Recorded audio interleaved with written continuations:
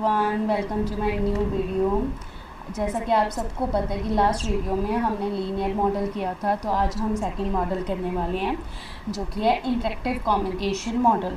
ठीक है, interactive communication model अपने को क्या बताता है कि जब भी हम कम्युनिकेशन करेंगे ना, वो एक 2 वे प्रोसेस होएगी। जो लीनियर मॉडल था ना, वो कम्युनिकेशन करने की 1 वे प्रोसेस थी, और ये जो मॉडल है वो कम्युनिकेशन करने की 2 वे प्रोसेस है। ठीक है, जहाँ पे कि फीडबैक बहुत ज़्यादा ज़रूरी होता है, क्योंकि 2 वे अगर होएगा तो यहाँ पे एक पर्सन है और यहाँ पे एक पर्सन है, सपोज़ करो।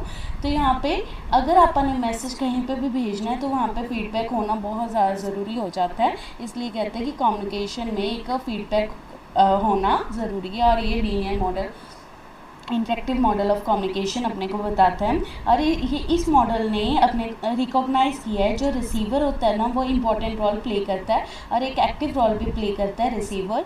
यहाँ पे जो रिसीवर है वो मैसेज को पहले इंटरप्रेट करेगा, फिर उसको रिस्पॉन्स देगा एज अ फीडबैक, और फिर बाद में उसके बेसिस पे कम्युनिकेशन होएगा। ठीक है, इसको एक मॉडल के थ्रू समझते हैं। सबसे पहले इंटरेक्टिव मॉडल को समझने के लिए अपने को ये पता होना चाहिए कि कितनी पार्टीज़ होती हैं। 2 पार्टीज़ होती है, एक सेंडर होता है, एक रिसीवर होता है। जो सेंडर होता है वो मैसेज को रिसीवर के पास पहुंचा देता है। ठीक है, रिसीवर उस बात को सुनता है और उसके बेसिस पे उसे फीडबैक देता है।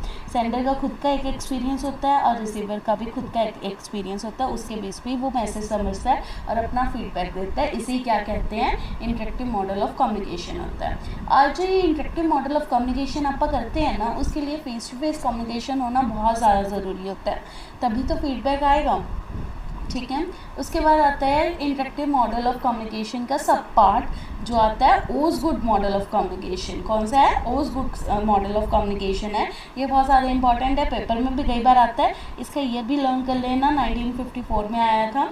ये अपने को मॉडल क्या प्रेजेंट करता है कि कम्युनिकेशन एक सर्कुलर प्रोसेस है। क्या बताता है कि कम्युनिकेशन एक सर्कुलर प्रोसेस है, जहाँ पे कि हर एक पार्टिसिपेंट को एक सेंडर और रिसीवर की तरह काम करना होता है और कॉन्टीन्यूसली ट्रांसमिट करने होते हैं मैसेजेस। ठीक है, वो कैसे करते हैं कि सेंडर और रिसीवर कैसे रेसिप्रोकल काम करते हैं, वो अब आप समझते हैं कि सेंडर एक एनकोडर है। क्यों एनकोडर है? क्योंकि ये मैसेज को एनकोड करेगा अपनी भाषा के रूप में। ठीक है, ये जो मैसेज है वो डिकोडर तक पहुंचाएगा। डिकोडर का मतलब जो डिकोड करेगा, जो भी उसने मैसेज भेजा उसे अपनी लैंग्वेज में कन्वर्ट कर लेगा। फिर बाद में क्या करेगा, जो रिसीवर है उसे इंटरप्रेट करेगा, समझेगा उस मैसेज को, और वापस से उसे फीडबैक के रूप में किसे भेज देगा, सेंडर को भेज देगा। ठीक है, तो सेंडर क्या करेगा, अब वो डिकोड करेगा, वैसे ही वो इंटरप्रेट करेगा, फिर बाद में उसे मैसेज को भेज देगा। तो यहाँ पे क्या हो रहा है, जो रोल है वो अपने क्या हो रहे हैं, चेंज हो रहे हैं। रोल क्या हो रहे हैं, अपने चेंज हो रहे हैं, जिससे कि आप क्या कहते हैं, एक सर्कुलर कम्युनिकेशन मॉडल कहते हैं। क्योंकि कभी सेंडर रिसीवर बन जाता है और कभी रिसीवर सेंडर बन जाता है। बस इस बात का ध्यान रखना कि मैसेज एक तरफ से जाएगा तो दूसरी तरफ से क्या आएगा, फीडबैक आएगा। इसी की वजह से दोनों के रोल्स चेंज हो रहे हैं। ठीक है, इसमें बस इतना ही है। अगर कोई दिक्कत हो तो you can ask in the comment section. Thank you very much.